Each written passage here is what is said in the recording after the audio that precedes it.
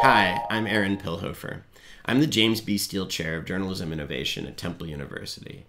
And my path to product has definitely not been a traditional one. Most of my career, in fact, has been as a print reporter. But in 2007, I got a chance to create a team of journalists and developers in the newsroom of the New York Times. And over the next 8 years, we built and launched hundreds of digital projects. We built the Times' first interactive ballot for the Oscars. In 2008, we launched the Times' most sophisticated election night application, one that involved real-time data and competed head-to-head with broadcast. We even launched ambitious sub-projects like the education site Schoolbook, which I'll talk at some length about later. But what were these things? For a long time, we honestly didn't really have a name for them. They weren't exactly graphics, they weren't just interactives, and the term news applications didn't really exist yet.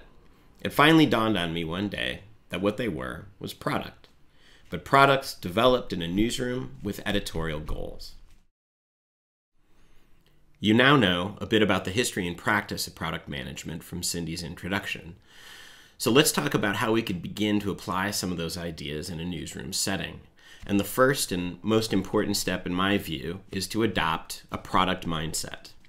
This is the biggest single difference between the way the best journalists and the best product managers think. It's also, in my experience, the biggest source of friction between editorial and product teams, but more on that in a minute. The best journalists I know are interested in one thing at the end of the day, serving the reader, the viewer, or the listener. Similarly, product begins with a ruthless focus on the end user, with the person who ultimately experiences the thing you're building. Everything they do is in service of improving that experience, and in doing so, adding value to the organization as a whole. The difference between the journalist and the product manager is in the process. Journalists approach their job intuitively. The best reporters sniff out a great story. They have an instinct for it, a nose for news. The product mindset is more systematic, more incremental, and data-driven. It means constantly asking questions like, why are we doing this? Who is this for? And what problems does this solve? Most important of all is the biggest question, and the one journalists have the hardest time with. How do we know when we've succeeded or failed? Just because journalists and product managers think and operate a little differently doesn't mean you can't apply the techniques of product in an editorial setting. This is an example of where we did that at The Guardian around the 2015 elections. Here, you're looking at some examples of what I call issue grids.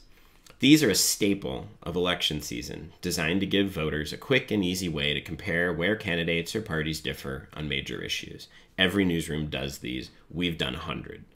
They might look a little different, they might operate a little different, but at the end of the day, they're all pretty much the same. A grid of candidates and where they stand on issues. This is a nice example from the New York Times. And here's one from the Washington Post. And yet another from the BBC. All pretty much the same. At The Guardian, we decided to take a more product mindset heading into the 2015 parliamentary elections. We started with those fundamental questions I mentioned before. Why are we doing this? Who is this interactive for? And what problems does it solve?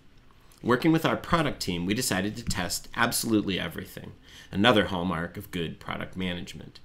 And that included how we can help people decide for whom to vote. Sean Clark from my team spent literally days in the user experience lab talking to voters, iterating on simple prototypes. The insights that came out of that testing helped us design our version of the issue grid. Now, full disclosure, I've never been a big fan of these things, and I expected, maybe hoped, the voters we spoke to would feel the same way. I was wrong.